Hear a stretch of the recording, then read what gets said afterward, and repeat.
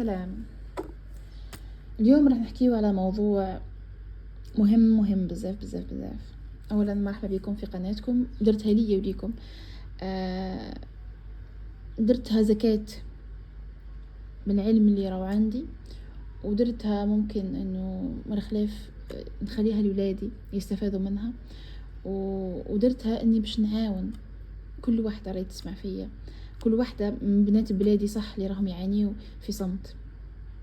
حبيت نقولكم باللي راح نطلعوا مع بعضنا باذن الله ونبنيو مستقبلنا مع بعض. راني هنا معاكم، وباذن الله راح نبقى نساندكم ونعطيكم الطاقه والكلمه الطيبه حتى الاخر نفس في عمري. اليوم راح نهضروا على موضوع يوجع صح، بالصح يداوي. راح نهضروا على هذيك الجمله اللي حبست حياه بزاف نساء: راجلي ما خلانيش، ولا راجلي ما يخلينيش، راجلي قال لي لا. هذه الجمله اللي ديما نسمعوها. قولوا لي برك، صح هو اللي سجان قاعد يحبس فيك، ولا انتي اللي مديتي له المفتاح؟ ارواحوا نفهموا مع بعضنا. اولا لازم نخرجوا من عقليه وعي الضحيه. بزاف منا رضعوا، كي نقولك رضعوا عقليه الضحيه مع الحليب. يعني وهما صغار قادره حتى في صدر امها. نحصلوا في البلاد، نحصلوا في الزهر، نحصلوا في الراجل، نحصلوا في اي حاجه نلقاوها قدامنا نحصلوا فيها. بس قولي لي الصراحه، لما تقولي ما خلانيش، انتي وش درتي باش تقنعيه؟ وش هما الخطوات اللي درتيهم تحت الطابله فوالا باش تطوري روحك؟ وش هما الخطوات اللي درتيهم في الظلمه وواحد مسمع بيهم باش تطوري من روحك؟ ولا حصلت لي غير الراجل ما خلانيش؟ خليني نصدمك بحاجه.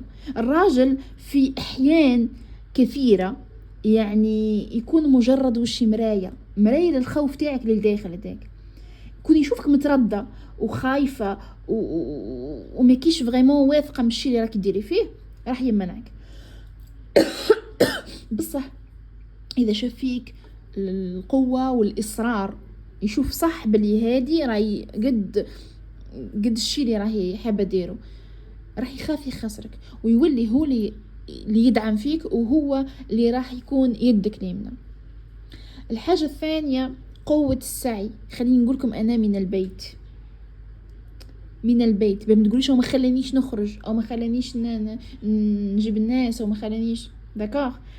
شوفي لي، احنا في 2026 عصر الانترنت راهو بين يديك. يعني تليفونك ما كاينش دوك اللي ما عندوش تليفون.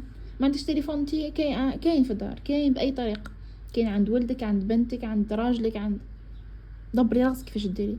ما تنسيش تخمي في روحك.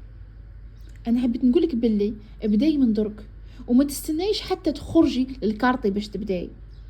ما تقوليش ابداي من الدار. كاين اللي تعلمت اللغات، وكاين اللي تعلمت تجاره الكترونيه، وكاين اللي راهي تقري في ولاد الناس في كوزينتها، وكاين اللي راهي مدايره تحكم في ولاد الجيران بدراهم. استغلي وقت التفرج تاعك دايرينها طول طالعه هابطه. استغليها في حاجه تعمر الراس وتعمر لك جيبك. كيفاش تبداي؟ ابداي بحاجه صغيره، وريله على الاقل ثمار النجاح تاعك. لما يشوف بلي نجاحك زادك رضانه، زادك هكا تبدلتي داكوغ، زاد في دارك بركه. ما نبليش انا شغل اليوم قال رحتي الحفافه ولا درتي حاجه ولا شريتي حاجه هك فوالا راني شريت حاجه ليا داكوغ. هو واحد راح يفتح لك البيبان، يحس بلي كاين تغيير في العقليه، تغيير في الامر، في الهدره، تغيير فيك انتي بالذات. اكون فاهميني؟ انا نعرف واحده، نحكيكم قصه. نعرف واحده كانت حابه تتعلم وحابه تخدم، وكانت نهضو تقول لي يا ربي حابه نخدم، حابه ندخل مصروف، حابه ندير حل. عباكم مش دارت، ظروفها ما كانتش تسمح انها تخرج. كانوا عندها توأم هكا وديجا فوق راس بعضاهم، ما كانش قادره تخرج. راجلها كان صعيب لدرجه ما تصوروش. بدات تتعلم في التصميم من اليوتيوب. في الليل كي يرقدوا كامل تهز روحها تروح الكوزينه، تغلق وتقعد تخدم وتتعلم بالشوي. درك عباكم ويني راهي تخدم مع شركة كبار وهي في دارها، وراجلها هو اللي يروح يخلص لها المستحقات تاعها، هو اللي راح يجيب لها دراهمها من وراسه مرفوع وديما يفخر بها. هذا اللي كان ضدها في الاول. دونك السيادة تبدأ من الداخل. كي تولي انتي سيدة على عقلك وتتحكمي في وقتك، العالم الكل راح يخضع ليك، صدقوني. باش ما نطولش الفيديو، حابة نقول لك حاجة واحدة: العمر يجري، وما كاين حتى واحد راح يحاسبك على احلامك قدك انتي. ما كاين حتى واحد راح يحاسبك على احلامك قدك انتي. دونك نوضي اليوم، ديري خطوة ولو بسيطة صغيرة برك، كوني سيدة في دارك، كوني سيدة على عقلك، كوني سيدة على مستقبلك، وخليكي قوية، خليكي حرة. وقولي لي في التعليقات وش هي أول خطوة راح ديريها اليوم باش تكسري لي حاجز الخوف.